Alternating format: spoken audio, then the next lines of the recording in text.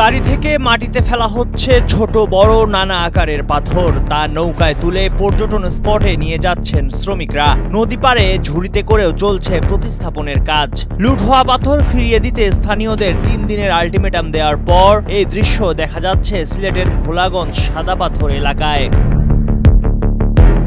প্রশাসনের কঠোর নির্দেশে গত 3 দিনে ব্যবসায়ীরা স্বেচ্ছায় ফিরিয়ে দিয়েছে প্রায় 6.5 লাখ ঘনফুট লুকানো পাথর। পাশাপাশি যৌথ বাহিনীর অভিযানে উদ্ধার হয়েছে আরও 19.5 লাখ ঘনফুট পাথর। মঙ্গলবার বিকেল পর্যন্ত মোট 26 লাখ ঘনফুট পাথর উদ্ধার এবং এর মধ্যে 12 লাখ ঘনফুট প্রতিস্থাপন সম্পন্ন হয়েছে বলে জানিয়েছে প্রশাসন। জেলা প্রশাসক মহোদয়ের আলটিমেটামের পরে 3 দিনের যে আলটিমেটাম দিয়েছে, এই 3 দিনের আলটিমেটামের পরে এখানকার স্থানীয় যে ব্যবসায়ীরা আছে তারা নিজের উদ্যোগে স্বইচ্ছায় শত শত ট্রাক ভর্তি পাথর এখানে পাঠাচ্ছে, আমরা সেটা এখানে আনলোড করছি।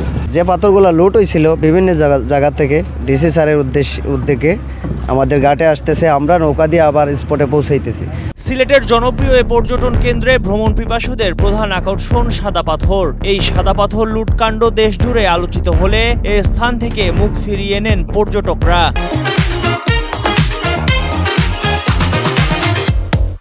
তবে পাথর প্রতিস্থাপনের খবরে আবারও পর্যটকদের আনাগোনা বৃদ্ধি পেয়েছে ভোলাগঞ্জে। তারা বলছেন দেশের এই সম্পদ রক্ষায় যথাসময়ে প্রয়োজনীয় উদ্যোগ নেওয়া উচিত ছিল।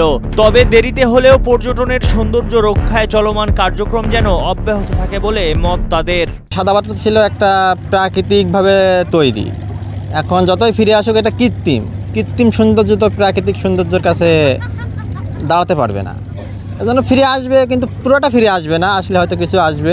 সাদা পাথর থেকে গত 1 বছরে কোটি কোটি টাকার পাথর লুটের মহোৎসবের পর গেল 13ই আগস্ট জেলা প্রশাসন লুট হওয়া পাথর উদ্ধার করে প্রতিস্থাপনের সিদ্ধান্ত নিয়ে সেনা, বিজিবি, পুলিশ সহ অভিযানে নামে যৌথ বাহিনী। প্রশাসনের আলটিমেটামের শেষ দিনে পর্যটন স্পট ও প্রতিস্থাপন কার্যক্রম পরিদর্শন শেষে জেলা প্রশাসক জানান, বেঁধে দেওয়া সময় শেষে চলবে চিরুনি অভিযান। যার কাছে পাওয়া যাবে পাথর তাকেই আইনের আওতায় এনে কঠোর ব্যবস্থা নেওয়া হবে। এখন পর্যন্ত আমরা প্রায় 26 লক্ষ ঘনফুটের উপরে পাথর আমরা পেয়েছি, উদ্ধার এবং জব্দ করা হয়েছে।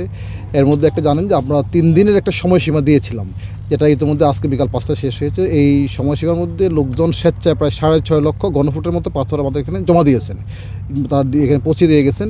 আর বাকি প্রায় আপনার 19 লক্ষর মতো পাথর আমাদের যৌথ বাহিনী সব বাহিনী মিলিয়ে আমরা জব্দ করেছি।